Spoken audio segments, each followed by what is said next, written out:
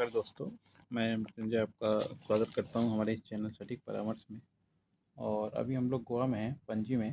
तो कुछ बिजनेस से रिलेटेड चीज़ें यहाँ पे दिखी जो आपके साथ बात करना थोड़ा ज़रूरी था, इसलिए सोचा आपको बता दें। देखिए, गोवा में अगर आप आते हैं तो ये न्यूज़पेपर ज़रूर फॉलो कीजिएगा, द इंडिपेंडेंट टाइम्स।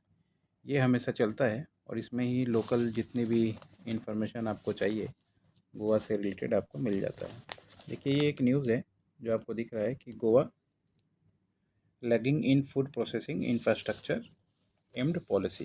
अब ये जो पॉलिसी है ये किसके थ्रू चलता है? प्रधानमंत्री का जो फूड प्रोग्राम है उसके तहत ये पूरा सिस्टम चलता है। इसमें होता क्या है कि अगर मान लीजिए आपके स्टेट में फूड प्रोसेसिंग यूनिट की कमी है तो वहाँ पे फूड प्रोसेसिंग का पार्क लगाया जाता है, जिसमें जो फूड प्रोसेसिंग के लिए इक्विपमेंट हैं गवर्नमेंट उसमें हेल्प करती है, रजिस्ट्रेशन में हेल्प करती है, या मान लीजिए आपके जो भी इंफ्रास्ट्रक्चर हैं उसमें हेल्प करती है। तो इसमें आपको एक अच्छा खासा मदद मिलना चाहिए और मिलता है। इसमें आपका काम होता है, सेंट्रल जब अनाउंस करे तो उसके बाद से आप अपना जो भी बिवरेज फूड या जो भी पैकेट फूड का बना रहे हैं उसका प्रोजेक्ट रिपोर्ट बनाइए, डॉक्यूमेंटेशन करवाइए और डॉक्यूमेंटेशन करवा के प्रोजेक्ट रिपोर्ट गवर्नमेंट में जमा कीजिए। तो उसके बाद फिर जाके गवर्नमेंट उस पर अपना सिस्टम बनाती है और आपको चीज़ें इम्प्लीमेंट करवाती है। अब यहाँ पे देखिए, गोवा में जो सिस्टम है कि मान लीजिए एक तो ये टापू की तरह है और इसमें ज़्यादातर आपका टूरिज़्म का ही सेक्टर चलता है, कसिनो का सेक्टर चलता है, होटल इंडस्ट्री चलता है और बहुत सारे लोगों को जॉब वगैरह भी यहाँ पे मिलता है। तो यहाँ पे फूड पार्क का होना बहुत ज़रूरी है, क्योंकि फ़ॉरेन टूरिस्ट भी आते हैं तो एक कंट्री का भी प्राइड है और इनकम जो है डॉलर में होता है कंट्री को, क्योंकि विदेशी मुद्रा उससे आ रहा है। तो यहाँ पे ये फूड का सिस्टम जो है बहुत ज़रूरी है और यहाँ पे अभी तक एक भी फूड पार्क नहीं है। और फूड पार्क के अलावा यहाँ पे जो है थोड़ा कोल्ड स्टोरेज जो होता है उसकी भी कमी है। अब कोल्ड स्टोरेज की कमी से क्या हो रहा है कि जो भी लोकल या आसपास के, मान लीजिए महाराष्ट्र यहाँ पास में है, कर्नाटका पास में है, यहाँ से जो भी किसान अगर कुछ सामान यहाँ पे ला के अपना कोल्ड स्टोर में रख के कुछ दिन बाद बेचना चाहते हैं तो वो नहीं कर पाते। उससे क्या होता है, उनको भी नुकसान होता है और ये जो सप्लाई और डिमांड का गैप है हमेशा बना रहता है, जिसकी वजह से मान लीजिए यहाँ पे रेट या इन्फ्लेशन या महंगाई ज़्यादा होती है।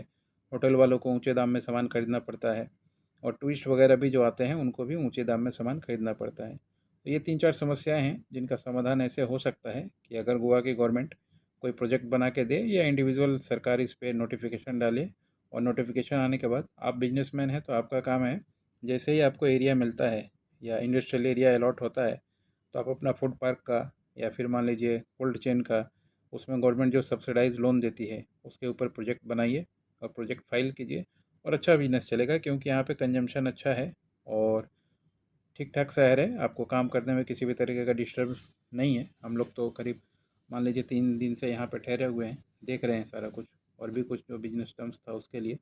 तो सिचुएशन ठीक है, अपॉर्चुनिटी भी अच्छा है, किसी को काम करना है तो काम करे। और अगर मान लीजिए गोवा में किसी को बिजनेस सेटअप करना है, लाइसेंस बनाना है या दूसरे तरह का कोई बिजनेस करना है या इन्वेस्टमेंट करना है, बहुत से लोग हैं जो गोवा के होटल्स वगैरह में इन्वेस्टमेंट करना चाहते हैं, कसिनो में इन्वेस्टमेंट करना चाहते हैं, तो उसका भी एक प्लान हम लोगों ने रेडी किया है।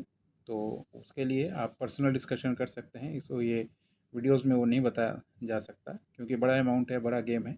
तो 9230222490 जो हमारा नंबर है उस पर आप लोग कॉन्टैक्ट करेंगे तो आपको पूरा प्लान और पूरा एसओपी जो है वो बताया जाएगा। उसके बाद आपकी कंपनी के साथ एग्रीमेंट होगा, उसके बाद आप इन्वेस्टमेंट करके, यहाँ पे अच्छा खासा मार्जिन चलता है बिजनेस में, आप उसका काम कर सकते हैं। इंटरेस्टेड होंगे तो कॉल कीजिएगा, व्हाट्सएप कीजिएगा। स्पेशली ये वीडियोस जो है गोवा के लिए है और भी कुछ वीडियोस जो है आपको मैं बनाकर डालूँगा खासकर बिजनेस के ऊपर। नमस्कार।